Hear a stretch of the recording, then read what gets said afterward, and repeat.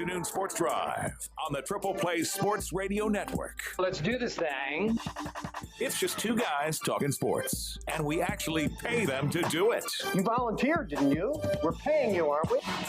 The first of the duo is an opinionated local sports editor who has made a name for himself thanks to his beard. That's a serious beard you got going on. I mean, you're heading toward Doug Dynasty, but well-groomed. That's a good look. If I ever did that, that's the look I would go for. The other guy is a guy who takes no prisoners when it comes to sports. Let's stomp these dudes. Together, they bring you the best in Oklahoma State sports talk and opinions on sports from around the country. That's right. Listen up. Hey, listen up. You. It's Jason Elmquist. Today, I'm a mild-mannered reporter for the newspaper. And Patrick Wheeler. I'm a very dangerous man. This is the Afternoon Sports Drive on the Triple Play Sports Radio Network. That's what I'm talking about. Sport. You ain't never heard nothing like this. Let me work, show me where the mic is. I'm on stage, black shirt and my Timbs. You know how I do it, I ain't playing with you, I've been grinding. Anybody trying to sleep on me, better do something with your eyelids. I hear a lot of whining, but I don't hear a lot of rhyming. Whoa. Everybody got opinions, let it go into my ear, then I block that. Put me on stage, I'ma rock that, saying you the best. Stop that, Fruity, I am not there. What are y'all doing out here? What are y'all doing out here? Maybe you should spend a little less time with the women on your arms and a little bit more with your career. I ain't saying I'm the best, but I should be in the top 10. Give me a list. What up? It's the Afternoon Sports Drive here on the Triple Play Sports Radio Network. I don't care what the top is.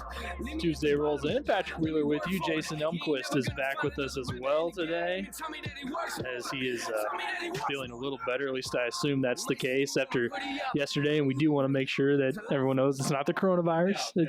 It's nothing like that. I've been dealing with a migraine since Sunday, and I can actually open my eyes in the sun now and stuff like that. But then what made it worse yesterday is the allergies started flaring up. So not only was my head pounding, couldn't see, but then I couldn't even breathe.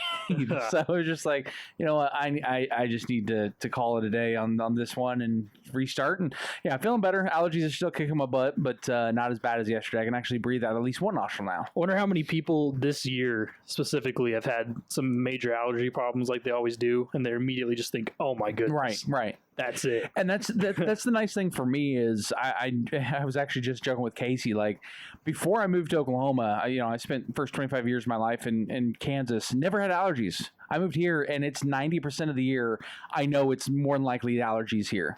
It's maybe once or twice I'm like, okay, this may be a cold. Yeah. But no, for the most part it's allergies. A lot more trees, a lot more pollen around this area, right? Cottonwoods, a lot more cottonwoods. Yeah, a lot of those. Yeah. I actually remember because wife and I were in town early on Sunday to run some errands, and I remember when we were leaving town, driving through the little everyone who knows what they are instantly know what I'm talking about.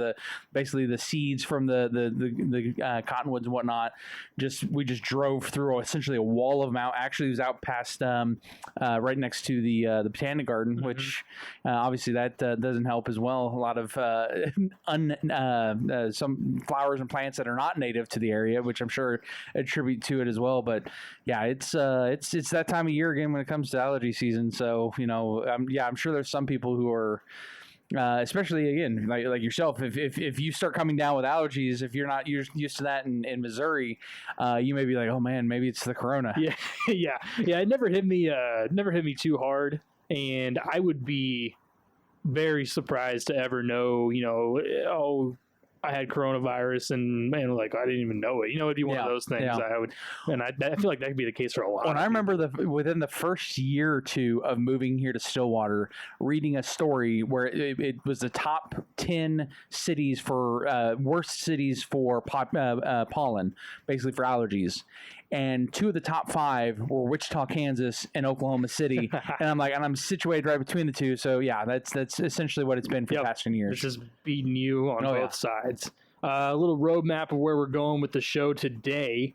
We will discuss The Last Dance since you're back today. We'll talk about that first and get our reaction since it has finally it's over. It's completed, and then, when it started, it was like, okay, we got 8 more episodes to go. It's going to be a while. It flew by.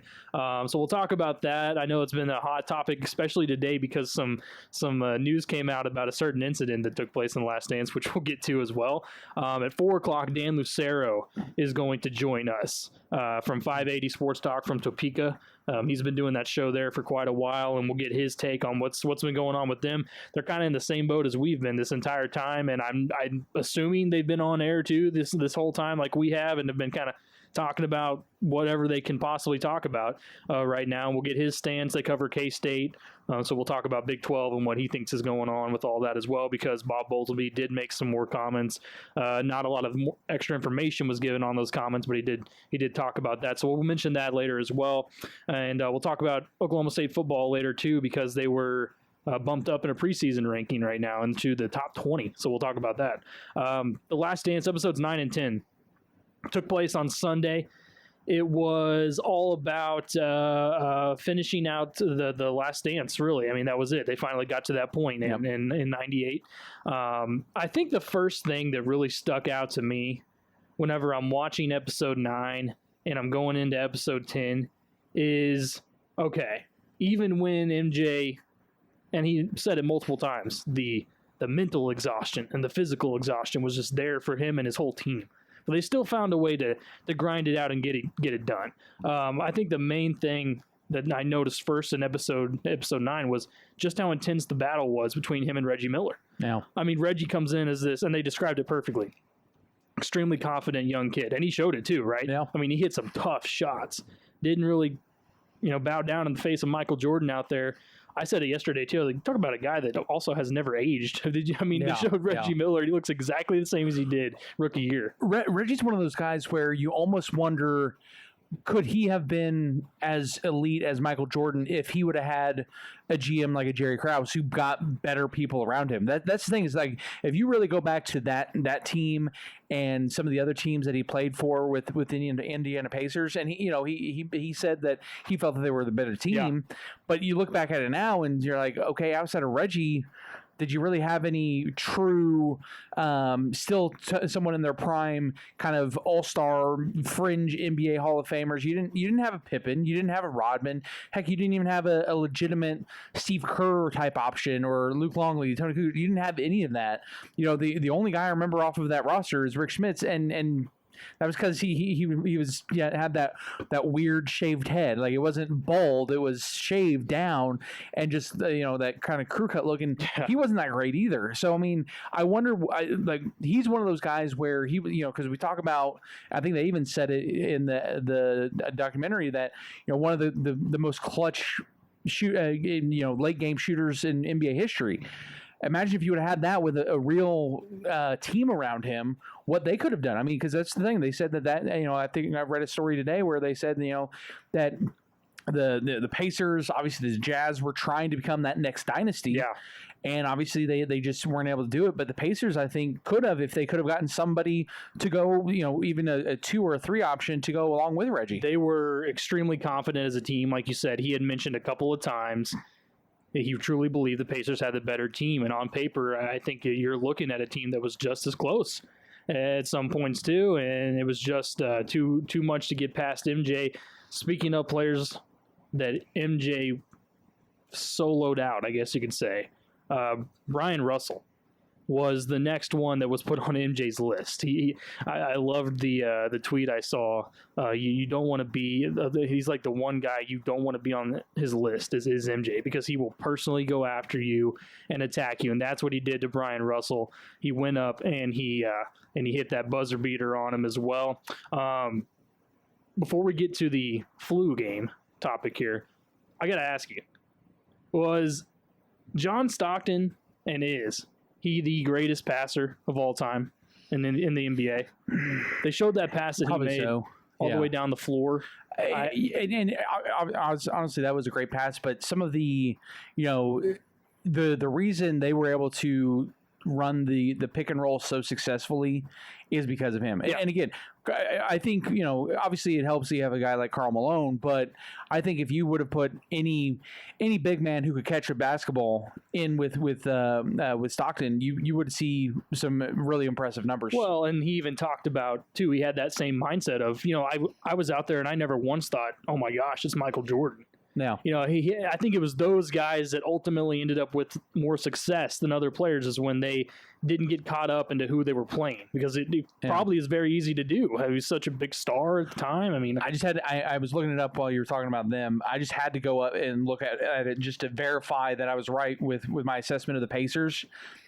Outside of Reggie, who that in 98 averaged 20 points a game, they only had two other players who averaged double digits: Rick Smits and Chris Mullins. Both of those guys were at least Smits was in his 10th season in the league, and Mullins 13th. Wow. So I mean, those guys were basically towards the end of I think each of them only played another 2 years. Yeah. So again, imagine if they would have gotten something with Reggie. Reggie would have been really really great. But yeah, and again, I think I mentioned it after the second or third episode. I was a huge Jazz fan because they drafted Greg Ostertag. I was a huge Ostertag fan at KU, so that instantly became my NBA team because they drafted one of my favorite college players, and so I was rooting for them. And again, that's why I think I feel like, I don't want to say validity, but that's why I appreciate Jordan even more. Is like, yeah, I'm not one of those bitter, he knocked out my team. It's not like the Yankees, where I hated the Yankees because, like, dude was amazing. Yeah. Like, he beat... You respect it. Yeah, he beat some... I respected him, and again, that's... The Jazz could have been a dynasty if they didn't have the... it's the whole Peyton Manning could have been a dynasty had he not had in the same timeline as Tom Brady. Mm-hmm. I think the Jazz, Stockton, Malone, Hornacek, those guys could have been a dynasty had they not just happened to fall in line with Michael Jordan and all they had. So, but no, Stockton is one of those guys to me that I feel like gets lost because everyone thinks, again, the glove. He's also a great passer and whatnot, but he was maybe a little more flashy. Where Stockton, it was just pure. It was just natural. Yeah, it was just so smooth. He didn't have to do anything fancy, no looks type stuff. I mean, he knew where he wanted to get the ball, and he was always going to get it there. His floor vision, I think, was unmatched, and it really, even to this day, he just saw everything before it happened, and that's pretty tough to do. So speaking of the Jazz and Brian Russell, I remember you talked about it at the beginning. You said, "Hey, what about that push off?" So that happened before you brought this up before this all started. Right. And now that I got to look at it, okay, I'm watching it live, right, on the replay there. And the first time I see it, I'm like, "Oh, okay, he did." Like, he pushed off, got away with it. Right. And then they show that replay from the other angle where his hand brushes and kind of slides off. I don't see any forcible pushing on it. So I kind of changed my opinion there. If I were looking at an instant replay review, I would have ruled that it wasn't a push off because on that angle it clearly showed it to me. But on the other one, I can see where that would have been brought up. No, I love how they were trying to defend it or whatnot because you knew was going to be the fascinating thing for me and that's why I found it interesting that they got Bob Costas to and honestly he had the best line. He did. It was like a maitre d' showing you to your seat. I still, because that's the thing, and I've had this argument with Jordan King. Is it still in the letter of the law? It's still a foul. He still stretched his arm out like you're not supposed to do in today's NBA. Right, absolutely. right. And that's why I'm always like, okay, it was a push off. Did it necessarily affect anything? I don't think so. But I'm still going to say that it was a push off. If it were more of a, he actually got a lot of contact on the hand, and the thing too that what Bob Costa said. Well, his momentum was going in that direction anyways. Yeah. So it kind of had just the little guide with it at the same time. So that's why I didn't. Well, and to help, again, not necessarily myself. Again, I'm always going to say it's a push off, but I understand the premise of it, and it was in that era because if you go back to when they talked about the Pacers. That should have been a foul on Reggie, an offensive push on Michael Jordan, but he was like, I just bumped him. I was like, in the NBA now, That's going the other way. Oh, and then without a doubt, that one, I'm glad you brought that up too, because that one should have been called. Right. I mean, but again, at any that's time. But yeah, in the NBA back then, Yes. you could get away with stuff like that. Now that's going the other way. It doesn't matter if it was Dwayne Wade doing it to some no name. It's going the LeBron other might way. not even get away with that. Right. One. Let's go to the phone line. You're in the Afternoon Sports Drive. Go ahead. Hello, caller, you there? All right. Oh, hello. Do we have you? Oh, you there? All right, we'll check and see if we call back here in just a minute. I love it too because the Michael Jordan topic brings up so many people that have either watched it back in the day and are remembering things now, or even some in my book here, or my shoes, that are like, there's a lot of this that I'm seeing for the first time. I've heard about it, but I'm finally getting to see a lot of this footage for the first time.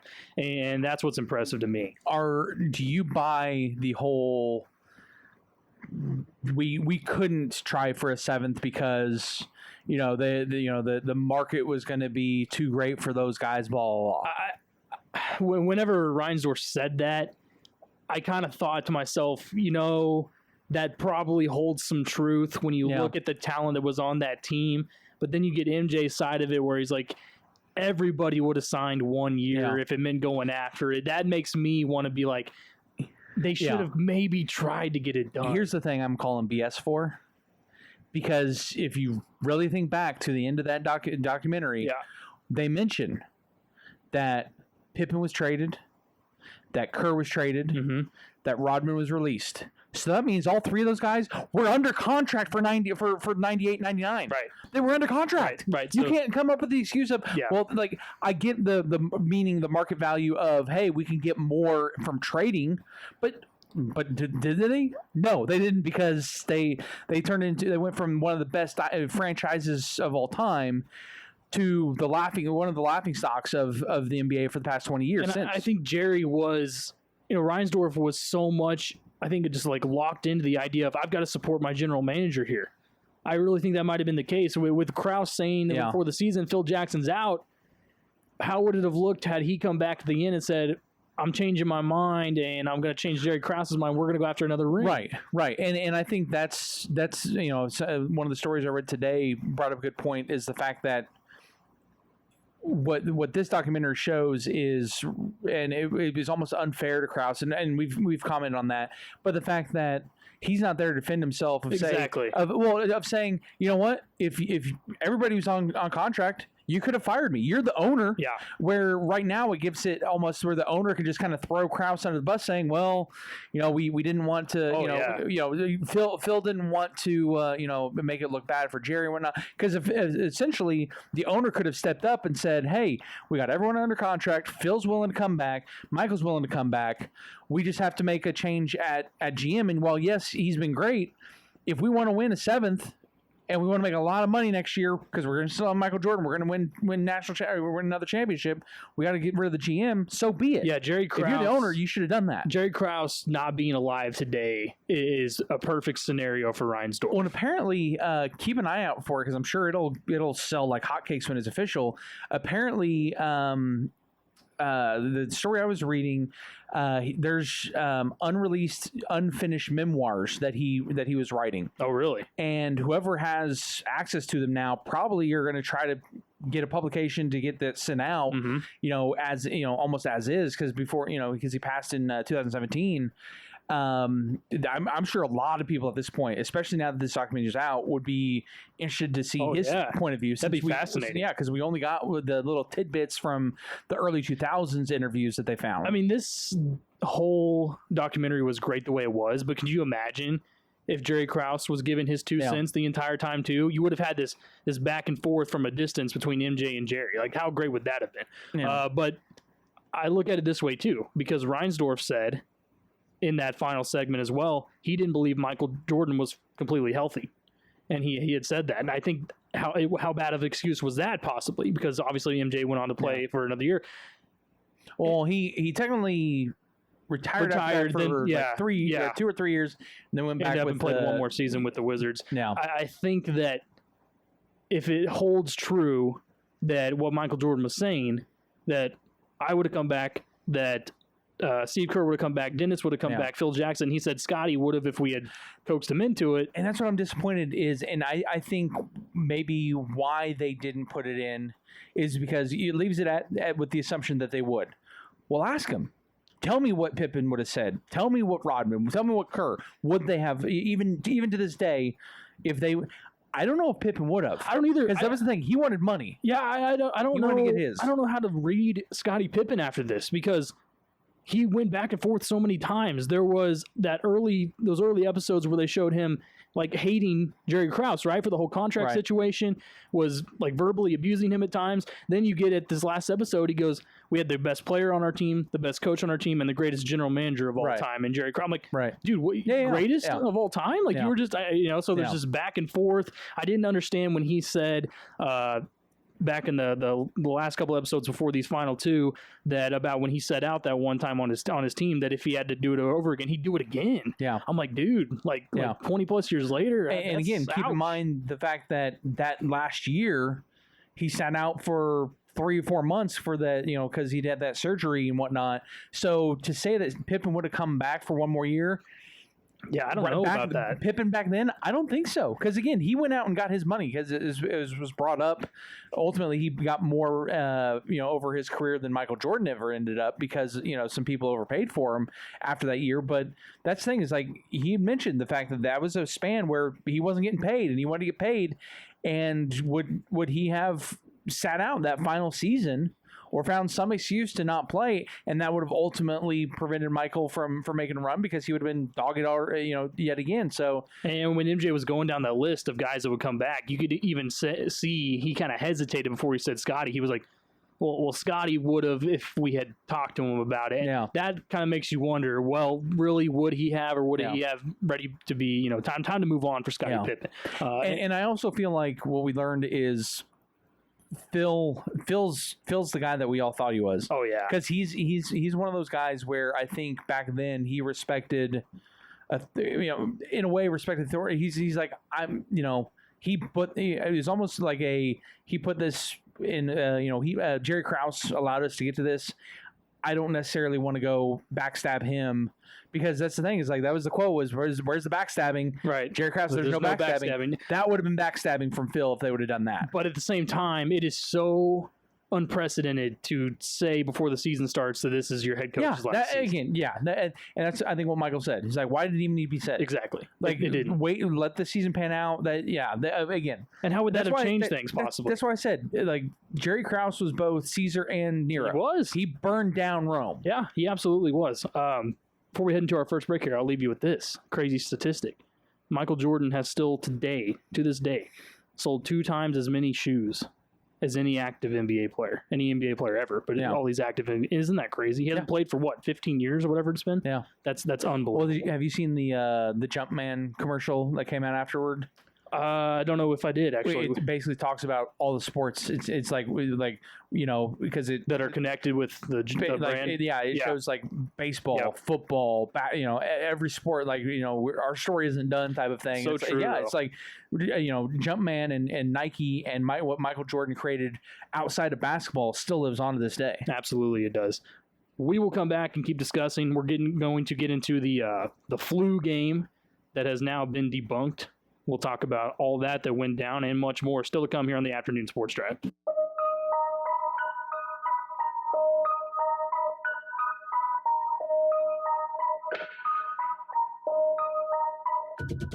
Yeah. Levitating off the blacktop. Used to struggle getting started, now I can't stop. Used to be the quiet kid in the sandbox. Now it's hands up every time that your man rocks. They ought to stop me coming in again. You mad? You thought we were synonyms? Too bad that's the water you're getting in. You're too fat for the sharks that you're swimming in. Where I'm sitting, contenders are looking. It's the Afternoon Sports Drive on the Triple Play Sports Radio Network, 93.1, 105.1, Triple Play Sports Radio app. Patrick Wheeler and Jason Elmquist with you. Dan Lucero from 580 Sports Talk Topeka will be joining us at 4 o'clock. In hour number 2, we're talking The Last Dance. As it has officially been completed And I said that it's going to go down probably for me, top 5 documentaries of all time for me that I've seen so far to this day. Sports documentary, probably the best. The reviews have obviously been fantastic already. It's going to be up for a lot of awards. Yeah. I think there was a lot of raw emotion that we saw from today's MJ, and as much as past MJ, but I think the way they did the structure of it was the best. The timeline, and you have to remember this was going to air in June. Right. You got this thing done early, so much so that they were still putting it together as it was airing. Yeah, there were still parts that kind of left me underwhelmed or wanting more. Occasionally, yeah. Why they need to bring his sons into that 10th one just real quick. It's like, okay, you're just talking about how crazy the atmosphere is. Like, that's, I mean, I feel like the family could have been brought in before that. Yeah, if they were going to be brought in. And apparently, again, that's how seldom it was used. Apparently, I don't remember it, within the first 3 episodes, they had the sons in for something that briefly. And again, the story I was reading today, they didn't talk with, they didn't even interview either of his wives. That's what I was going to say. Ex or current wife. We never heard from any of them. Yeah. And then part of me, I get you're focusing on The Last Dance, but it wasn't his last dance. I'm like, I want to know his thinking and reasoning of wanting to come back, playing for the Wizards, what that was like, essentially seeing that he's, kind of the mortality that he faced in that year or two with the Wizards. Like, I wanted to see that stuff too. That has left me kind of disappointed with the ending, because like that's not the end of the story. There's still more to Michael Jordan and his NBA career. I actually thought that was going to come up at some point in episode 10 was him with the Wizards, but I think they did their best to make sure this was all about his time in Chicago. Right. And I also saw a post where somebody said, "Hey, how in the world could you guys leave out Skip Bayless?" He had his whole career has been talking about how MJ is the greatest, and then talk about how LeBron isn't. And I think that's ESPN saying, "Hey, he took more money to leave us for Fox a long time ago. We don't care." I don't know, but there was a few guys that people had mentioned. Can't believe they didn't talk to them, talk to him, whatever. Well, I saw apparently Luke Longley had agreed to do the stuff as well, but according to the director, ultimately money didn't allow them to go down to Australia, where he's still he's gone back to live to get quotes, and I'm like, really? Money, huh? Really? You have Michael Jordan documentary 10-part with ESPN, and you can't send a film crew to Australia for money purposes. Like, my assumption is, because in the story I read again, it mentioned the fact that Luke Longley was down for the interview and whatnot, but he also they had also interviewed Longley, or I guess he had a book. He wrote a book or whatever. And in it talked about how he and Jordan butt heads when he came back for the 98 season. And that's why a lot of people are arguing that Jordan had almost too much control of who gets interviewed, who you're going to talk to, what quotes you're going to use, stuff like that. Yeah. Because it almost seems like Luke Longley, because they also brought up guys like Horace Grant or Ron Harper. Like, you barely saw, and apparently those were guys who, that Jordan even straight up said, yeah, Horace leaked this stuff to the media. And then Horace said, no, I didn't. But then you hardly ever see any more, except for that, the one interaction when he went to the Magic and stuff like that. It's like the only people you really saw teammate wise that they talked to were the lifers. And how much would it have changed? Because if you remember Michael Jordan saying before this all aired, there's going to be some people that think I'm a really bad guy. I don't think that's really the case amongst anybody. If anything, he's probably garnered more respect from a lot of people after all this.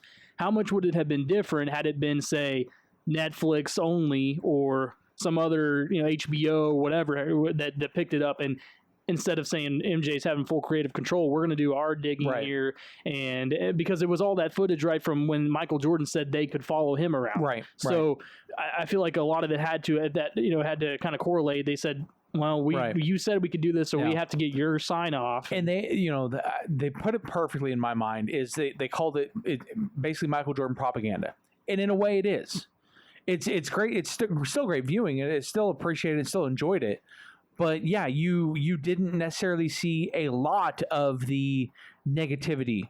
It was more of a, he was rough on his teammates, but Steve Kerr said it actually benefited him. It's like, well, I bet Luke Longley would say it otherwise. We didn't hear anything from Tony Kukoc outside of, we saw a couple clips from him. I'm sure he didn't seem all too happy sitting there at times interviewed. So yeah, that there's parts of it. There's another layer that, again, maybe someone else will almost take a rebuttal documentary and go talk to Luke Longley, more focusing, because a great point was brought up, the fact that you had all these former adversaries who were willing to sit down for this documentary, but in episode 2 of the biggest names involved in that episode, they denied being interviewed, and that was Karl Malone and Brian Russell. Right. I would love to see a documentary on their side of There's going to be some LeBron guy that's going to go do this. Probably. I mean, because I have seen tons of that, and I'm sure you have too, all over social media. LeBron's still better, and here's why. I instantly saw imagine how great LeBron's documentary is going to be. I'm like, you know what? Because he won how many national championships in college? College. His documentary is not going to hold even close to the amount of interest and weight I think that Michael Jordan's did. And I'm willing to say that right here and now. Let's talk about what was previously known as the flu game, ultimately turned into Pizzagate and the food poisoning game. Had you been aware of this before? I knew of the flu game. Yeah, but did you know that? No, this story. I don't think anyone knew of this backstory.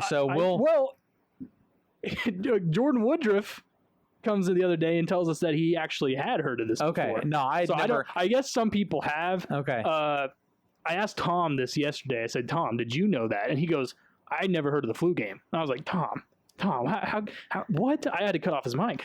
So we talked the flu game. Yeah. You know the story. Everyone knows the story probably by now. I know we've talked about it a little bit. Apparently, according to Michael Jordan, 5 guys bring a pizza to the room. 5 of them. And Michael is the only one that ends up eating the pizza and gets sick. There's something about that where it's just like, okay, if you're on the road and 5 people show up to deliver your pizza, I'm not eating it. Yeah. I don't care how hungry I am. I'm sending somebody out to go get, frozen burritos from a gas station. Think about That's this sketchy. Too. The pizza, it went to a hotel. So it had to go through the lobby, right? Through some form of security down there. You would assume so. Why do we need 5 people to take a pizza up to Michael Jordan? Wouldn't somebody have been alerted to that part and said, wait, all 5 of you are bringing a pizza up to Michael Jordan's room? And they just said, go ahead. The more I look at this, and I don't know, but this was interesting because apparently today, one of the guys that delivered the pizza, who claims that he did, comes out today on what show was he on? 1280 The Zone. I'm not sure where that is, but a radio show, and said his name is Craig Fight. He said his quote here: "The crap story." The guy said that there was 5 people, there was 2 of us, and I didn't even have that many people working at the time at the store, but there was 2 of us. He also said he's 100% certain that Jordan wasn't poisoned by, quote, that pizza. I want to see this guy's credentials. I'm going to have to do some research on old Craig Fight here because it's a Pizza Hut, by the way, too. This isn't, wasn't some little, that's why they kind of talked about it we went and found some place that was open for pizza. They never said Pizza Hut. Right. Well, and that's the interesting thing is because if it's that late at night, from what I recall, Pizza Hut typically closes at like 10 or 11 at the latest, and usually there's some other pizza places still open that late. I find it hard to believe that Pizza Hut was open at 2, at 2 in the morning. I'm trying to think of a Pizza Hut that stays open past like 10 p.m. Maybe like in downtown LA, maybe, but I doubt in Salt Lake City. Yeah. See, I said yesterday when I was talking about it that could there be a possibility that it was either A, poisoned, or B, he just got food poisoning from the pizza? Yes, there's the possibility there. I just don't. The more I look at it, I'm like, okay, the 5 dudes kind of stuck out to me. And then when the trainer says in the documentary he felt something was fishy from the beginning, right? But like, nobody else tried the pizza either. Well, no one tried the pizza, and no one told Michael, "Hey, this is a little weird. Let's go find you something else." Yeah. Then at that point, that's on those guys. Yeah. If I'm Michael, I'm like, dude, why didn't you guys warn me of it? If you felt bad about this. Yeah. There were at least 3 other dudes in the room with him, I think you said. Yeah. So I actually saw a tweet that I think maybe is more realistic. Maybe the reason that he ate the pizza by himself is because he'd had a few beverages and needed to soak up what he drank, and it wasn't enough to have him sober by the next day. Pizza has been proven by everyone I know to be one of those foods. Greasy pizza is considered the best option for late night drinking. He describes it as it was like midnight and he got really hungry is what they said all of a sudden, and they were looking around and the only place they could find open was this Pizza Hut. Yeah. But yeah, when I look at it, I just don't buy the Five Guys thing. It's kind of like if this Craig Five Guys telling the truth. When has 5 dudes ever brought a pizza to anybody and gotten away with it? Okay, that's and at late at night you got 5 guys. Well, because honestly, if I'm the trainer, I'm his personal trainer, I look through and see 5 guys. I'm not opening the door. Yeah, exacy. Like what? I got Michael Jordan in here. If one of them has a gun, if one of them jumps me, we're done. Right. That's it's just like it's too. There's too many details. Now he did. Like I'm gonna give him the benefit of the doubt and say if he says he was sick, he was sick, and I think that you could tell why he got sick. Yeah, why he got sick will remain. Whether it was just a vicious hangover, whether it was truly some sort of food poisoning or even the flu. Because I can say I know from experience, if you drink enough, you can essentially be sidelined for an entire day the next day. Even if you load up on carbs that night and the next morning, because it happened. A good friend of ours, Jeff Hopper, is to blame for my bachelor party, and he knows he can come on here and quote how bad I was the day after. Yeah, because we were supposed to go golfing, and I ended up staying in the hotel room for pretty much the entire day until about 5 o'clock. Hey, maybe it was the first case of the coronavirus, and it's been around since 1998. No. Okay, no. But Michael Jordan, I have the best thing that came out of all that is like my favorite image of all time in basketball when Scotty's holding him and carrying him off. Oh yeah, that's one of the most iconic images in sports of all time. You could tell that he wasn't feeling well. I mean, that you can go back and compare highlights where they show him sitting on the bench. In most games, he's breathing hard and everything, but he's like, you can tell he's there. He's focused. Every single time he's sitting there on the bench in that game, he is gassed. I mean, he can barely go. Regardless of what happened, I think it still shows the drive that he ultimately has to fight through, and not only that, but have a fantastic game. It doesn't matter if it was hungover, flu, food poisoning, whatever. He still mustered up something while physically ill. Somehow. Again, I couldn't come on radio yesterday because I was dealing with allergies and migraine, and he put up 40 points while dealing with something. That's what I'm saying. What other player is going to do that today? How many times do we? Today, nobody. No. How many times do we see players that are out with and it just says illness? Yeah. Or I mean, you go back to Scottie Pippen. The fact that he was willing to go out there with basically no back. Right. That team was different. Yeah. I mean, a back injury, trying to play basketball, let alone walk. Yeah. And the fact that he was literally going back and just getting ice and then coming back in to play 5 minutes, going back for 5 minutes, like that drive with those two players, it just doesn't happen anymore. When we come back, we'll end they got to get their day off with rest. Thanks a lot, Dennis Rodman, for load management. Yeah. We'll talk about Dennis Rodman when we come back to wrap up our Last Dance review. And then at 4 o'clock, Dan Lucero will join us. After that, we'll get into some Oklahoma State football and some Major League Baseball as well. That's all next on the Afternoon Sports Drive. Feel like I'm gonna puke, cause my taxes are due. Do my best, we'll begin with a 1 or a 2. Been a hell of a ride, but I'm thinking it's time to grow. Metronome. Man, I'm up to something. Woody-la-dee-do, thank you all for coming. I hope you like the show, cause it's on a budget. So woody-la-dee-do, yeah, come on, here we go, yeah, come on. Here we go. So put your best face on, everybody pretend you know this song. Everybody come hang.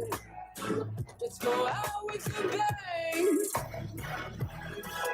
I'm way too young to lie here forever. I'm way too old to try, so whatever, come hang. Let's go out with a bang. You're locked in here to the Afternoon Sports Drive on the Triple Play Sports Radio Network. Patrick Wheeler and Jason Elmquist with you. Dan Lucero joining us at 4 o'clock from 580 Sports Talk Topeka. We'll finish up the last dance here with some talk about Dennis Rodman. And I looked, have you seen the 30 for 30 that was done on Dennis Rodman before? Have not yet. I haven't either. No. I have to think it's going to be the next most watched. I know it's like available on ESPN Plus and all that too, so it's like available now. Yeah. I'm going to go watch it because I have been, and I knew about Dennis Rodman enough just to know he was unique, and to say the least. Putting it lightly. And I have been just enthralled with him ever since.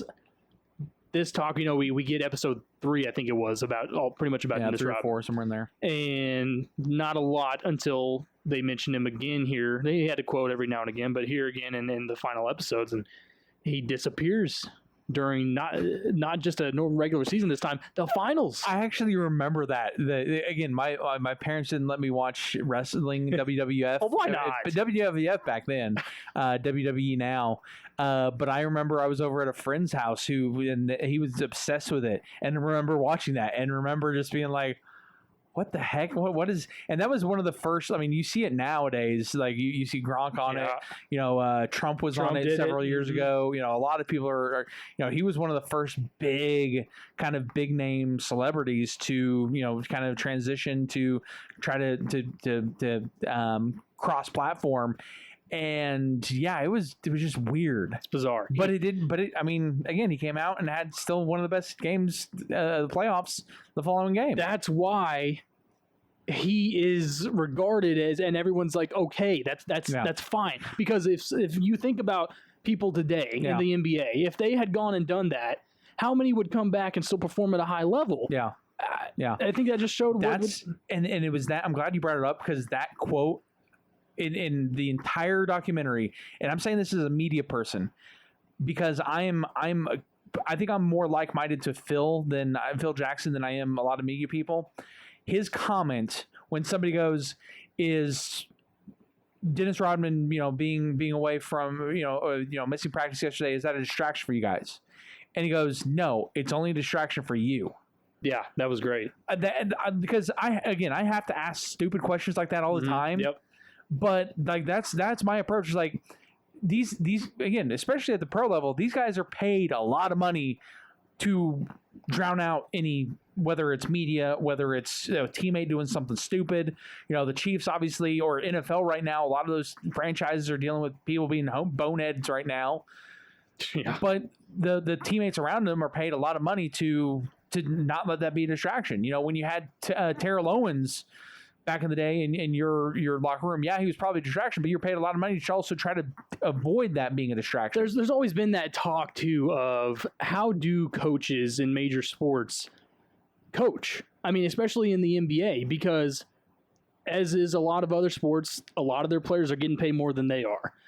There's that idea that why are you even here? I don't have to listen to you. And I think that's so prevalent today. Is, do NBA coaches really do anything today? I mean, but right. I feel like Phil Jackson back then balanced that line so perfectly and did it about as perfect as anyone could, because he was able to take in stride something like Dennis Rodman did, just disappear in the finals. And was there a huge deal made about it? No. And then he was fine, and he came back and it was great. Him and Greg Popovich, they were very like-minded, and I think that's why they had so much success. Is they didn't let the media or the outside noise truly distract them and become chaos within their, they did the whole, we're going to control the controllables. And that's what made them so great, and that's why they won championships. I think that right there was the mindset of the team, because they said that, I can't remember who it was, one of the interviewees had said, that's what was so great about Michael Jordan, is that he only controlled what he could control. Yeah. And how true was that of the whole team, though? None of them ever seemed to try to do too much. They let what happened, even when tough losses came about, it was like, Yeah, we lost, but you know we're still the Bulls. It was that mindset. Well, the great quote about how Zen Buddhists try for years to kind of find that sense of presence. Yeah. And Michael is one of those people who could do that. He was so comfortable in his own skin. Yeah, oh yeah. And then the great the great clip that while they're doing it of him listening to music on the bus and he talking about it's something new. No, it's not released yet. I'm not friends with the guy. But have you seen, because of that clip, there's actually now a Twitter account that has taken that clip and dubbed over different songs. I have seen plenty of memes with that already. No, you've got to find. There's actual that's great. Like music tracked over, and some of them are random ones. Some of them are like someone. One of them is the opening theme for the X-Men cartoons. Oh wow, that's so good because he has even the way he looks fits it perfectly. He's got the glasses and everything. The big headphones. Oh yeah, that's awesome. Yeah, you got to search it on Twitter. It's hilarious. I mean, they've been pumping it out since Sunday night. The thing I love too about Dennis Rodman, but also this team, but especially Dennis Rodman, if you ever notice, and you might have to go back and look a little bit too and just kind of keep your eye out, they show a lot of Michael Jordan, Scottie Pippen walking around before, during big moments on the court or whatever. If you pay attention to Dennis Rodman, his expression never changes. He's always still and just completely on the same level all the time. I don't think he was rattled all that much. Yeah. And to me, that it was so important for a big man in that situation. The biggest of moments I'm talking about here. They just seemed to, it's not like they didn't care. They were just like, been here before. To me, Rodman is the phrase I always use for guys like him, controlled chaos. Absolutely. Like, yes, when he's off the court, you never know what to expect, but he found a way to harness that when he was on the court and was great at it. Oh, he was. He made a career out of it. How about them coming together, the whole team, and Phil Jackson's idea, writing down what it meant to them on a piece of paper, and they burn it in the coffee can. Can you imagine being a fly on the wall during all that? I've done something similar actually back in college. Really? So yeah, it is. I mean, it's a powerful moment when you're, essentially taking whatever it is, whether it's positive or negative moment in your life, and you're, kind of expressing it with people, and then just burning the moment and trying to move on from it. It is impactful. How Phil Jackson was that though? I mean, 100%. Wasn't that perfect? Yeah. A perfect way to end it for him was, let's write out what it meant, and let's get this all out here, and then symbolically, put it up in flames. The only way it would have been better is if instead of a match to light it, they had Michael light up one of his cigars and they used it. That's right. to light that cigar, by the way, at the end, it probably could have reached you from where I'm sitting. That they showed. Very impressive. It was, that moment would have been extremely impactful, especially when they talk about, Steve Kerr says Michael Jordan wrote a poem, and then we saw a side that we had never really seen before. And again, before we get to our break, how about Steve Kerr? I think they dove into his background about as good as anyone. Yeah. And I didn't know about that. Didn't know about his dad. That made me think, wow, they really did have a lot in common, him and MJ, but they said they never really talked about it, which makes sense. I think that would be tough to talk about. And then Steve Kerr came into his own. It seemed like when in those first few episodes when they showed him, he got on the team, it was kind of like, who's this guy? But it didn't take long. He hit that big shot and pulled out his inner Paxton, and all of a sudden he became one of the top guys on the team. It was awesome to see. And that's what I've told people, because my wife actually has gotten interested in it, so I'm probably gonna have to rewatch it with her, the whole 10 episodes with her. And I've told some other people, it was like, that's the great thing about this documentary is everyone calls it the MJ documentary, and it's obviously heavy on him, but they do focus in on Rodman, Pippen, even technically one episode, a lot of Horace Grant, from his times with the Bulls and then going over to the Magic. Steve Kerr, you get bits and pieces of the people around him that they were able to actually interview. The stuff about Phil Jackson, I didn't know Phil Jackson, grew up in Wyoming, basically near an Indian reservation, stuff like that. Either. I mean, they went beyond just Michael, and that's what I think I really enjoyed the most. Work that was put into it was truly amazing. I can get this update right now, actually, that said Horace Grant rips Michael Jordan over the assertion that he leaked a bunch of that info to Sam Smith about the Jordan Rules book, and said calls MJ a snitch and claims that it was a lie. So it's just like you were talking about when we get those perspectives from everyone else. I think somebody does need to do what you were saying and go make another this side of the story. The other side of the that's the other side of the coin. Wow, that's really interesting. I'll have to look into that a little bit more. When we come back, Dan Lucero from 580 Sports Talk Topeka is going to join us. That's next year on the Afternoon Sports Drive. But if you had this life, you'd understand. Everything's a lot of up and down. But I ain't gonna let it get me down. Nah. Welcome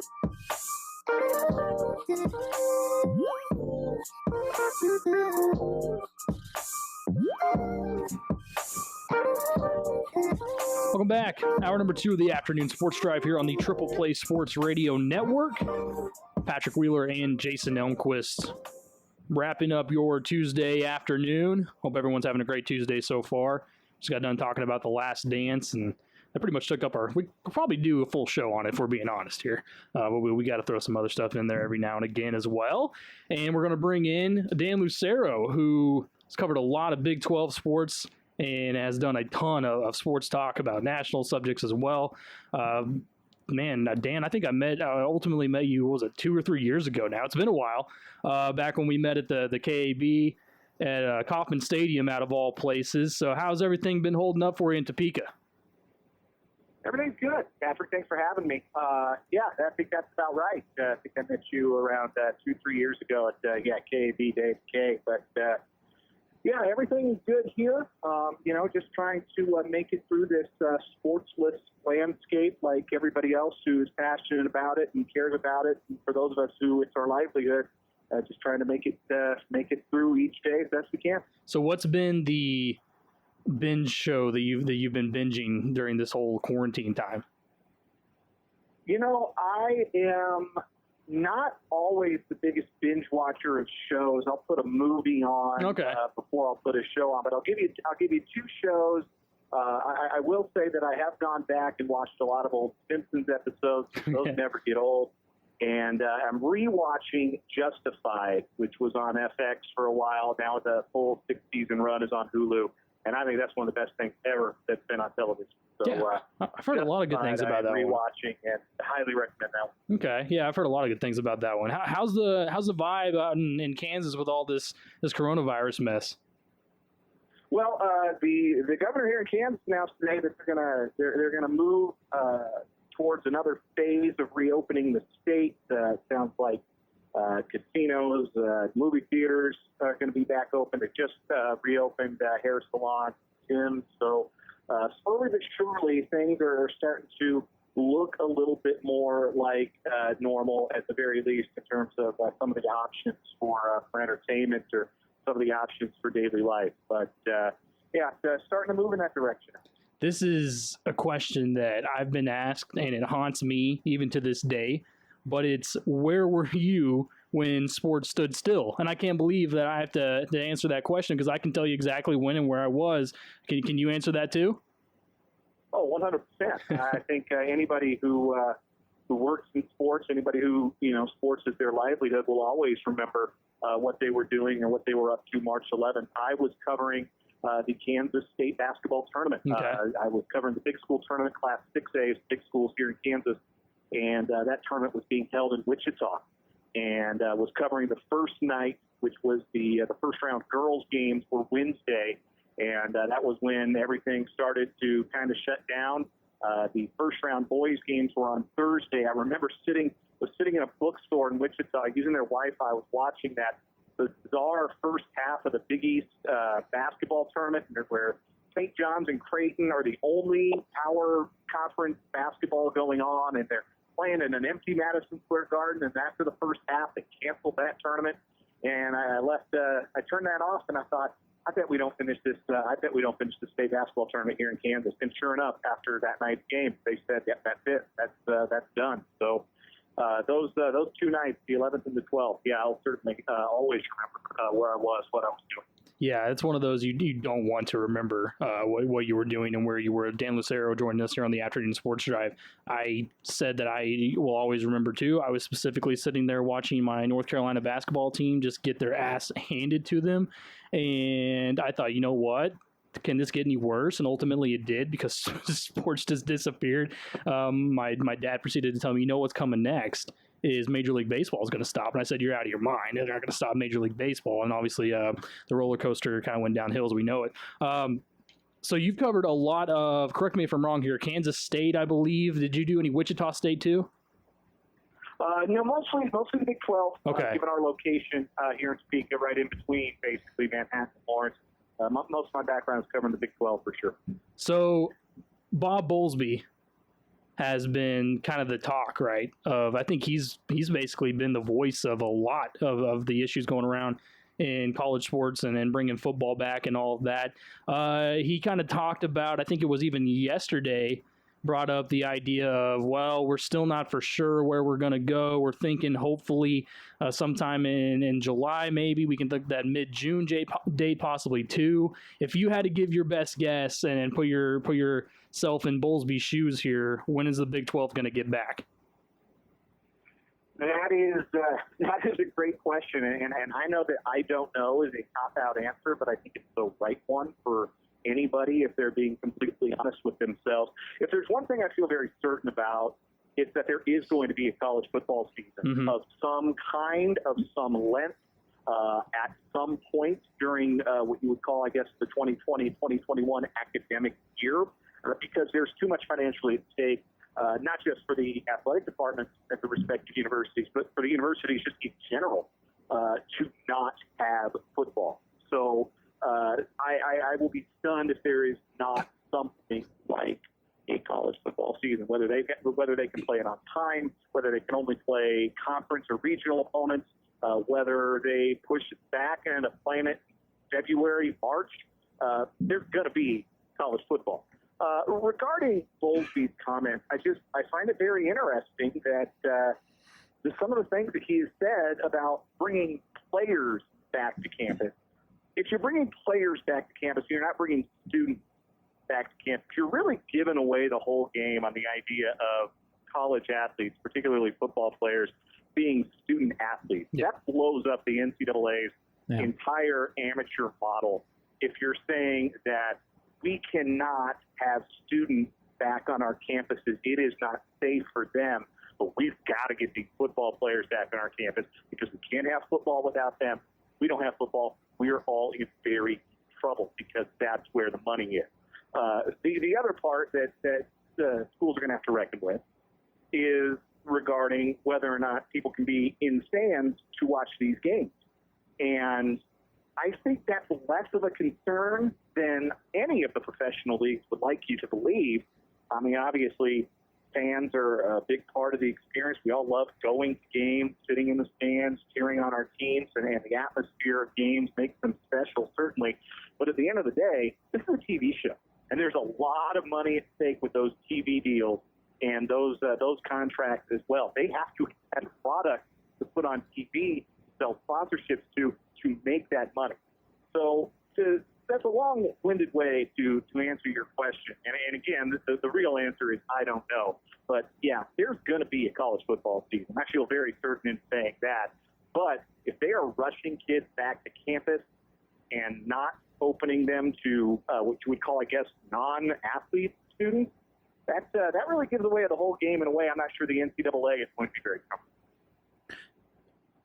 Dan, Jason Elmquist here, and I kind of get away real quick from that. Want to look back on this past season. Obviously, being in Topeka on I-70, straddling right between Lawrence and Manhattan. Do you kind of have a pulse of the fans of what the reaction was from their fan bases in regards to how the first year for these new coaches went for those programs?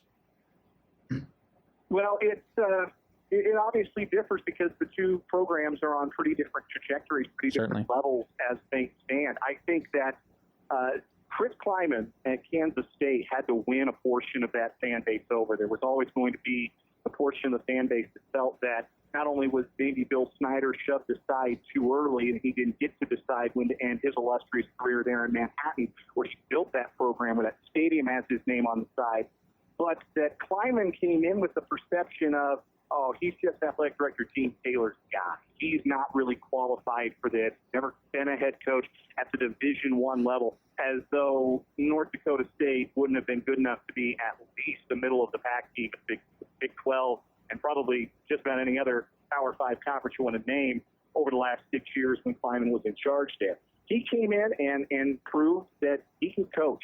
And that Kansas State team, I felt, really overachieved on their way to an 8-5 season. And a season, frankly, that even could have been better. And they could have had 9 or 10 wins coming away from Kleiman's first season with a group that I didn't think was as good as the team the season before, talent-wise, that missed a bowl game. So I think Chris Kleiman proved a lot to a lot of people that he needed to convince that he's the real deal and that he can recruit on a solid level, but that he can coach and he can coach his players up and continue to have the kind of program that fans have come to expect over the years in Manhattan. Les Miles is obviously you had some high highs. They won a road game, which was a big deal. They won a Big 12 game, which was no small feat and not promised over the course of the last decade or so. But that program is in just the tallest league, and it's going to take more than 1 year or even 2 or 3, I think, to really dig themselves out of the talent deficit that they currently face. Whether or not Les Miles is a great X's and O's guy or his assistants are great X's and O's guys is almost beside the point. They don't have enough good players, and they're not going to have enough good players for another recruiting class or two. That's just simple math. They don't have enough scholarship guys. When you don't have scholarship guys, you don't have Big 12 caliber players. They've got to build that program up to the point where they have bodies who are good Big 12 caliber players. Once they do, then we can start talking about that program moving forward towards something like bowl eligibility. Kansas State's already at that level, but I think if you consider everything on level terms, I think you could say that both Miles and Kleiman showed some encouraging growth signs for their programs in their first years. Dan Lucero joining us here on the Afternoon Sports Drive. Let's switch gears here for a minute. I know you told me you've paid attention and watched every episode of The Last Dance, as many of us have as well. Kind of a two-part question here for you regarding the last episodes here. One, did you know that it was actually the food poisoning game and not the flu game? And two, do you buy the whole food poisoning story? Yeah, I certainly did not know. That was revelatory, I think, to most people. And of course, the long-held conspiracy theory is that it was neither the flu or food poisoning, but Jordan went to Vegas and had a rager and was hungover for that game, and then came back to Salt Lake City after a night of partying in Vegas, which would not be the first time Jordan ducked out of the finals to go party. There was before a playoff series to go party. There was the infamous Atlantic City story that was told earlier in that documentary. But yeah, I believe food poisoning. I buy that. I've had food poisoning. I know what it makes me feel like for the next 24 hours. He scored 38 points in a finals game, whether he was hungover, had the flu, or had food poisoning. It still doesn't change how remarkable an athletic feat that truly was. And his performance in that game is legendary regardless. But that just goes to show you, don't trust a Salt Lake City slice of pizza after a certain time of night. Did you also see the story that came out today of apparently this guy claims to be one of the delivery men of that pizza, called his story crap? Well, I'm sure that the guy who made the pizza probably did not make the pizza with the express intent of poisoning something. Much like the person at the Kentucky Fried Chicken in North Platte, Nebraska, did not intentionally paint my fried chicken. Then I got food poisoning from there some 8-9 years ago. It just happens. Sometimes food is spoiled. Sometimes food is not good. It makes you sick. And so while I believe that there was no ill intent, I also certainly believe that whatever was on that pizza, that those 5 people apparently brought to Michael Jordan's room, which that's kind of a wild move, that it was not something that agreed with his fairness that night. Let's look at the MLB real quick. I know you're a big Rockies fan. Where's your stance right now regarding the back and forth here between players and owners? And on top of that, the health procedures that were sent to the players yesterday too. Did those go a little overboard, or do those make sense to you? I think this is an unprecedented time, so certainly measures taken need to be unprecedented. It is hard to imagine baseball players are such creatures of routine. I know I can speak from personal experience, not having been a major league player, but having played into college. Baseball players are slaves to their routine, and part of your routine sometimes is, eating sunflower seeds or licking your fingers before you throw a pitch, and all of these little things that are apparently not going to be allowed in this season of Major League Baseball, if indeed we do have a season. Regarding the financial debate that is currently raging, I know that Tampa Bay Rays pitcher Blake Snell took a lot of heat for his comments last week about his desire to receive all of the money that is owed to him. I don't think he's wrong. I think the players have every right to be entrenched in their stance and say, we have a deal, we signed and agreed to a deal, and if the owners agree to a bad deal, they're going to have to suck it up and take that bad deal, because the players have had to suck it up and take a bad collective bargaining agreement for the last decade. So why should it be different for the richer guys? I think the players should stand strong. I don't think they should bend on the matter of making the money that is owed to them based on the terms of their prorated salaries, that agreement that was agreed to back in March. And I think that if the owners are not willing to do that, they are the ones that are the villains. They are the bad guys. So do I think that's going to be easily solved or easily wallpapered over? Well, the history of relations between players and ownership in Major League Baseball suggests maybe not. But there's too much to lose if they don't come back in some capacity. It's going to be a very strange baseball season, but I do ultimately think whether we're ready for it or not, really, given the still the health issues that are in play, there's going to be something like a Major League Baseball season at some point, probably within the next month and a half. They'll get revved up. Dan, not sure if you're a big golf fan, but a couple of Oklahoma State golfers lost literally just on a closest to the pin placement on Sunday. We have Tiger and Phil and obviously you also have Peyton and Brady coming up as well. Are these skin matches, these types of things, enough, do you think, to satiate just the average sports fan, or do you think that this is something smart that golf's trying to do to try to get maybe some of those average fans into maybe golf a little bit more? Based on the ratings increases for events like NASCAR this past weekend, or even the ratings increases, the relative ratings increases for things like German Bundesliga soccer, which returned and was on American television this last weekend, I think the sports viewing public is so starved for anything that is sports adjacent that did not happen several years ago, that is not a rerun. And I think that people will be fired up, ready to enjoy it to whatever capacity. Now, there are limits to that. I mean, I'm not a NASCAR guy. I didn't have any desire to watch the NASCAR race.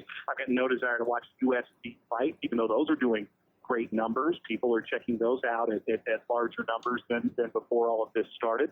But do I think that those golf events are going to satisfy the sports viewing public? I think anything satisfies the sports viewing public right now. We're so starved for anything. I would gnaw a pinky finger off to watch a live Major League Baseball game right now. Even if it was a 10-1 Rockies loss to the Dodgers.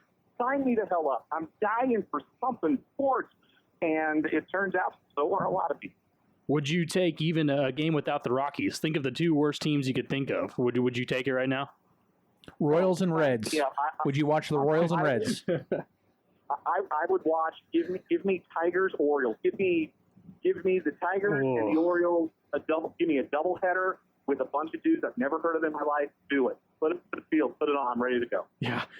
Before we let you go, I like to ask this question to everybody we have on, and because I like this kind of gathering this data, different answers here. If they said tomorrow that fans are allowed in the stands at your own risk, would you go? Not worth the risk for me yet. I can wait. I think that's a calculation we take, whether or not it's going to a sporting event, or whether it's something like getting a haircut or going to a movie or going to the gym or whatever might be open in whatever state you happen to be in. If that's a risk you want to take, you're now being encouraged, or not encouraged, but you're now being allowed to take that risk. For me, though, I can wait, especially because most of the games I go to, I'm in Wisconsin in the press box eating free food anyway. That you can sign me up for. How appropriate would it be, though, if after 50 years the Chiefs win a Super Bowl and they have to raise the banner in front of a completely empty Arrowhead Stadium? Well, what's going to be funny is if they're going to start typing in crowd noise, you're going to have Kansas City and Seattle arguing over who can turn the volume up louder on their crowd noise. Yeah, that is so true. I do not want to. Hopefully, we don't end up with. I don't know if you saw this story too, but the Korean baseball debacle where they had some mannequins in the stands. It turned out they were actually Korean sex dolls instead. So is that going to happen in the United States? Is that an unavoidable mistake? Who's to say that sex dolls don't enjoy baseball? I mean, how would we know, really? That's a good point. Oh, man. We never asked. No, we never asked, and we probably won't get an answer either. Dan, thanks so much for joining us. Stay safe over there in Kansas. Hope everything's going well for you guys over there. And, hey, man, here's the sports coming back sooner than later. Here's to that. I'll certainly raise a glass to that. Thanks for having me on. Yes, sir. Appreciate it. Dan Lucero joining us here on the afternoon sports drive. We're going to take a break. When we come back, we will get into, there's a preseason ranking that dropped from CBS Sports that has Oklahoma State football in the top 20. We'll discuss if that is correct. And we'll also get into a couple of schools have designed new plans for the fall. That's all coming up next here on the Afternoon Sports Drive. Cowboy fans, this station is for you. We're your only home for sports talk with an orange flavor. We are the Triple Play Sports Radio Network.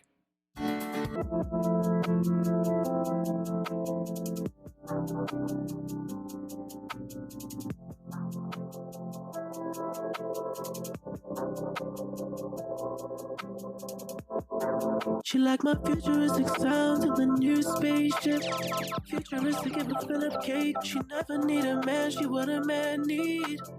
So I keep on falling for her daily. We was at Coachella going crazy. Stack a couple M's like I was shady. Now I'm in Tribeca like I'm Jay-Z. Rockin' so I am, I like he pay me. It's the Afternoon Sports Drive on the Triple Play Sports Radio Network. 93.1, 105.1 and the Triple Play Sports Radio app. Patrick Wheeler with you and Jason Elmquist as well. Thank you to Dan Lucero. Just had a nice interview with him. He gave us a lot of insight on what's going on in his neck of the woods over Topeka, Kansas. How much time do you ever spend around Topeka? Not a whole lot. Yeah. There was a couple times working for the Lawrence Journal World that I had to go cover something over in Topeka. High school football, high school basketball games, stuff like that. Right now, though, I've got essentially three sisters, two biological sisters, and essentially an adopted sister. All live in Topeka right now. So maybe once the pandemic is lifted and whatnot, maybe make a trip up there, because one of them's a teacher, one of them's a psychiatrist, and one of them is working at the Topeka Zoo. So kind of a broad range up there. Absolutely, they got everything covered. Hey, this was interesting right here. We have seen the preseason poll put out by, who was it? It was 247 Sports, I believe. Might have been ESPN as well that also dropped theirs, and had Oklahoma State. I think they were sitting around 17 or 18. CBS Sports unveiled their preseason rankings for the top 25 poll here and has Oklahoma State football sitting at number 15.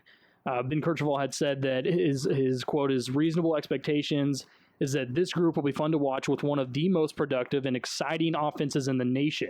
So given that Gundy's career win total average is above 8.5, go ahead and take that over. Is that a solid take right there on 8.5 this year for Oklahoma State football? Depends. Yeah.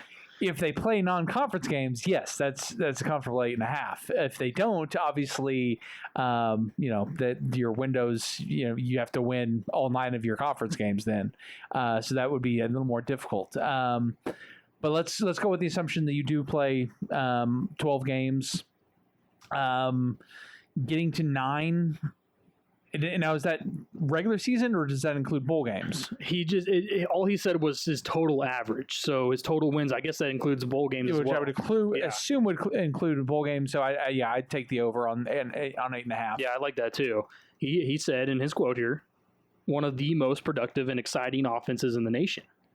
has the potential Yeah. to be, right? Yeah. If everyone stays healthy. And Right. if Spencer Sanders comes on, I think the two big things I have question marks on right now, to me, the most glaring one has to be offensive line, because you are and again, yes, you've got a lot of talent, but a lot of unproven talent at this level. You graduated three or four guys off the line. You did get a boost by getting a grad transfer coming in from West Virginia, who was an all Big 12 type of talent. So at least in that system, he was good. Hopefully, he can make the transition.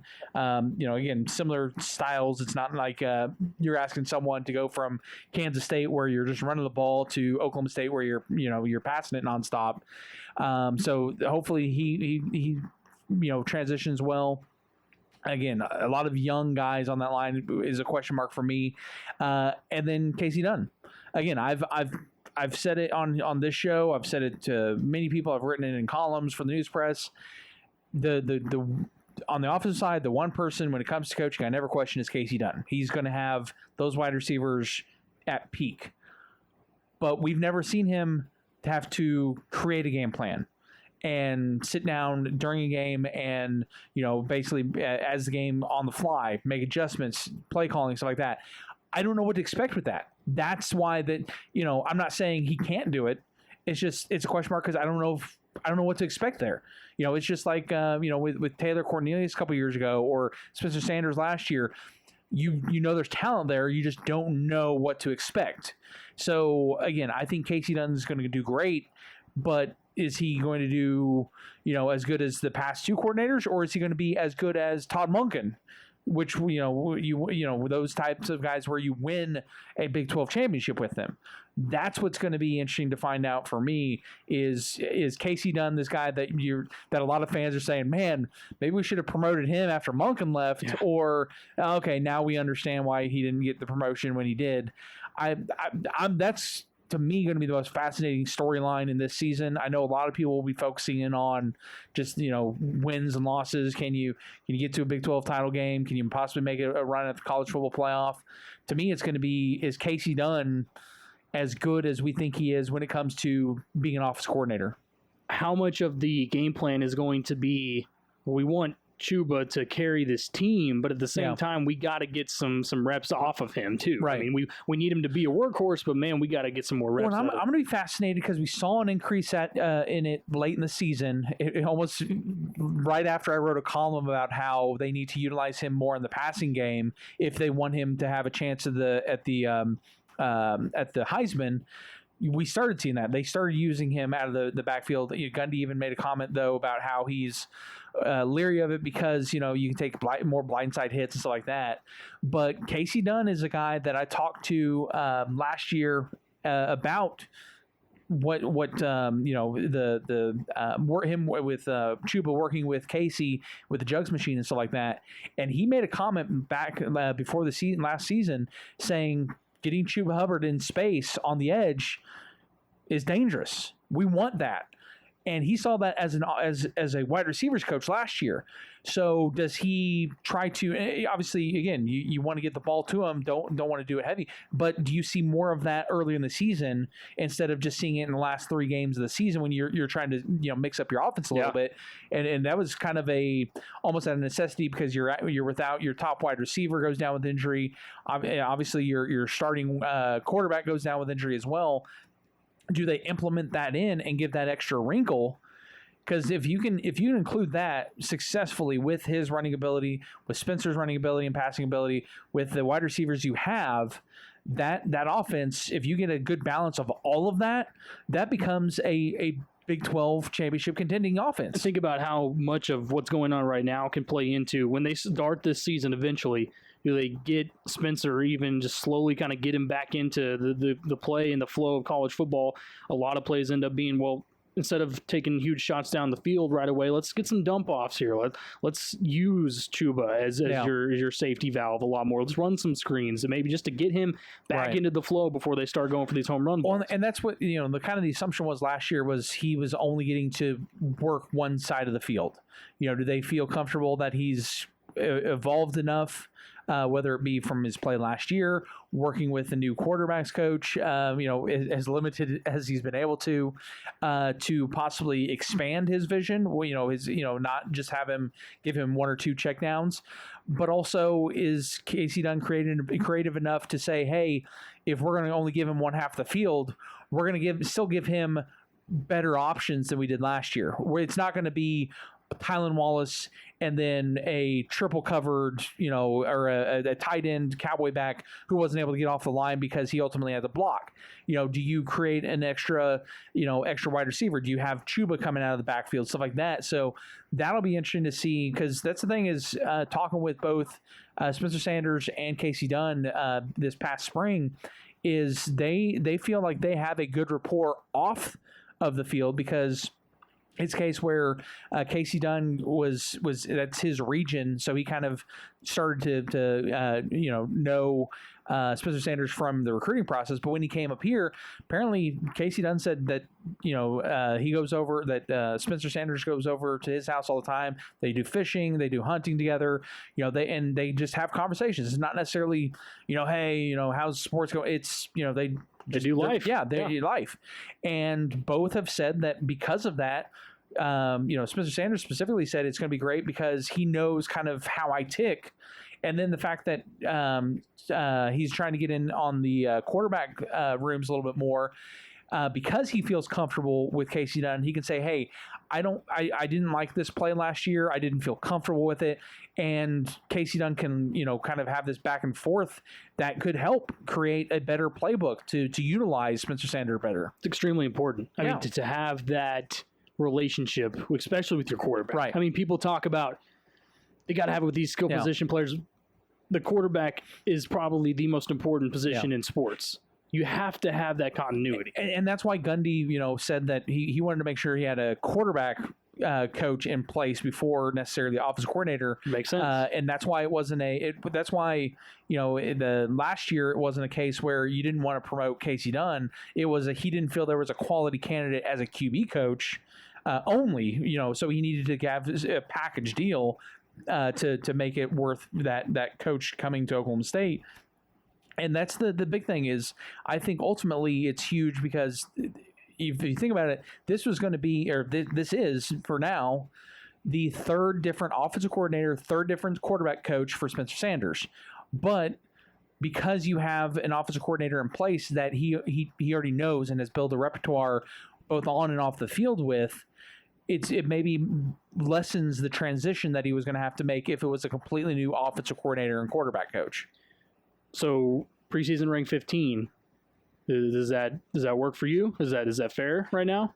I'm going to pull a Tom on you. I haven't looked at the other programs enough to know who's coming back, because that's the big thing is, in the Big 12, OU's going to be, in my mind, they're not necessarily a college football playoff type of caliber team coming back, but not they're like still last year, but right. But I still think they have the talent to win the college or to win the Big 12 because they're always going to have that talent. Texas, I don't buy them. I never have. They're not back. They're still not back. They're never going to be back for at least a couple more years in my mind, until they actually buy into. And again, I don't know if Tom Herman's the answer. I think he's. We saw it in that Oklahoma State game that he, maybe is a little too full of himself. It wasn't necessarily he was going to. To me, it didn't look like he was going out there to defend a player. He went out there to let's fight. Let's you and me, Gundy. Let's just punch each other right now. Yeah. And that to me isn't. You need someone like Gundy who was trying to get his players off the field. Right. Then saw Tom Herman and said, "Okay, you want to go? Let's go." Yeah, I'm kind of with you. I think Sam Ellinger is going to have a heck of a season. I still don't get it. I still don't get how he can. Every year he's a Heisman contender. He's not a great throwing quarterback, and I still say he's one good hit on a run away from his career being over. Very well could be. I mean. We saw that last year a number of times. Where we saw it 2 years ago when in the game down in Austin when he thought he was throwing to a Texas player, and the only person in the vicinity was Ramon Richards, right? Because he had taken one too many pitches to the head. Mm-hmm. I think there's a big question mark there, but a lot of preseason rankings have Oklahoma first, Texas, and then Oklahoma State. I think you could easily flip-flop 2 and 3 there. Yeah. And maybe even by the time it's all done and said and done, 1 and 3. I don't know. I mean, it's very possible. And I think TCU is going to be better than they were last year, so that's going to be dangerous for. I don't know if they're a top 4 type team, but they're not going to be a pushover like they were last year. And I would say the same thing about maybe Kansas State a little bit. I think they're going to be fairly competitive. A little bit more than last year, too. I'm going to be interested in Iowa State. I was super high on Iowa State last year. I think they had some injuries and trying to figure out this, that, and the other. But once you saw them finally get settled on an actual running back and ended up being one of the best running backs in the Big 12, down the stretch, you started seeing more consistency. So I'm going to be interested with Purdy. They have... I'm going to say it easily now. The best tight end in the Big 12 in Kolar up there, one of the top returning running backs there. Again, I think their defense is always going to be credible. It's just, do they have enough wide receiver talent to make that next step to be a top 4 type team or a contender for the Big 12 title? So regardless, we're going to see a pretty competitive Big 12 this year, no matter what. When we come back, we'll wrap up the show talking about a couple of schools have launched new plans for the upcoming semester. When it will take place, how it will take place, we'll discuss if we agree or not. That's all next to wrap up the afternoon sports drive.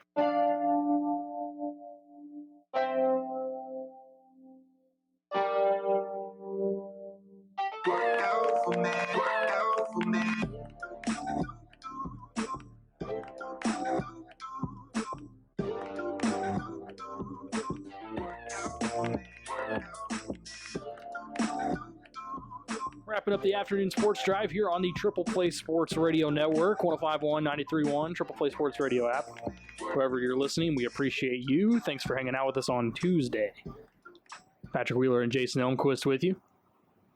The interest has been in across the country how schools are going to get classes started back up.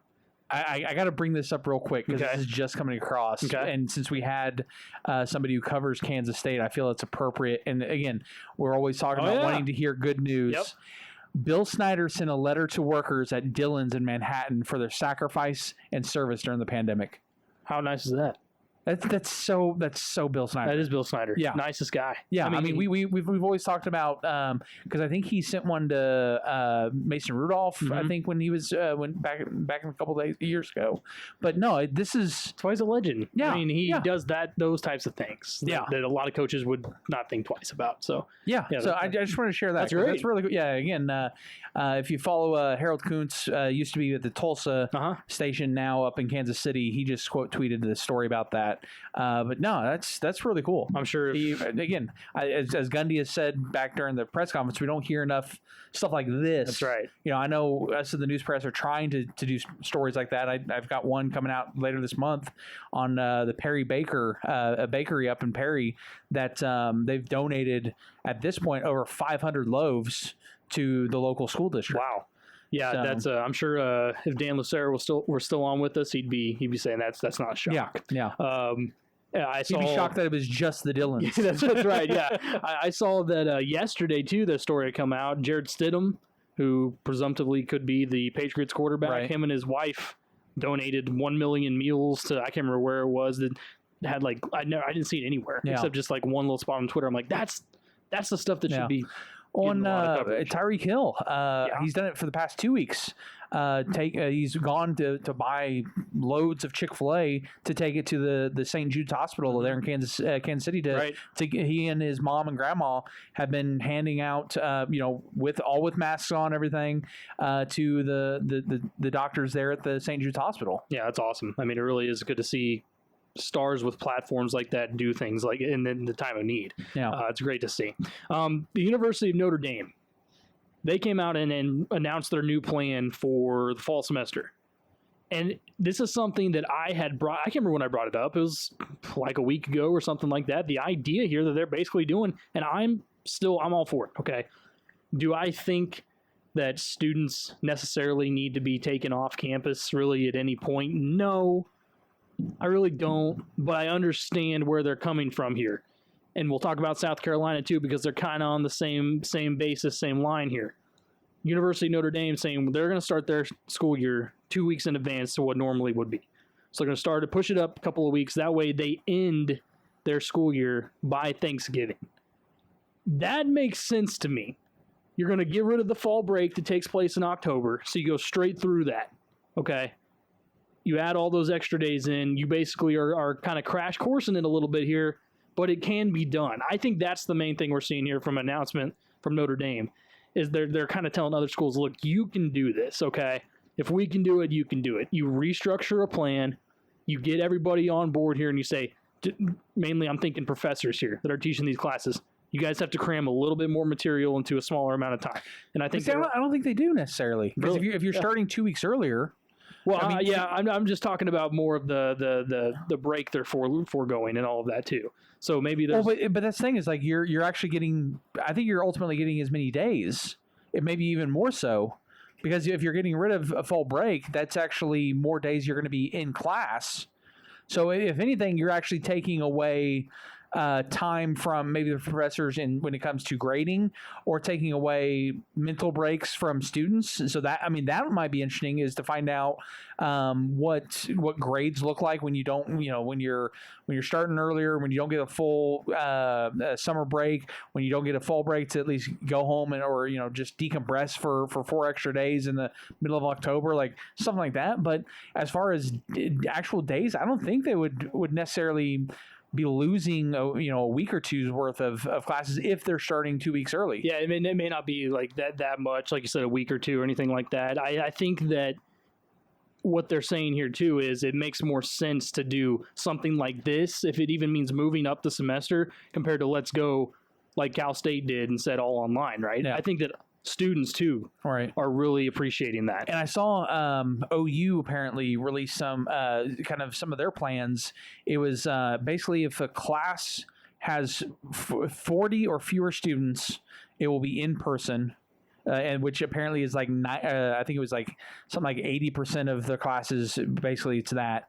But if it's any large scale, if it's over 40, those mostly will go online or will be shortened to smaller groups, just spread out. Okay. So and then some of those, they said the early.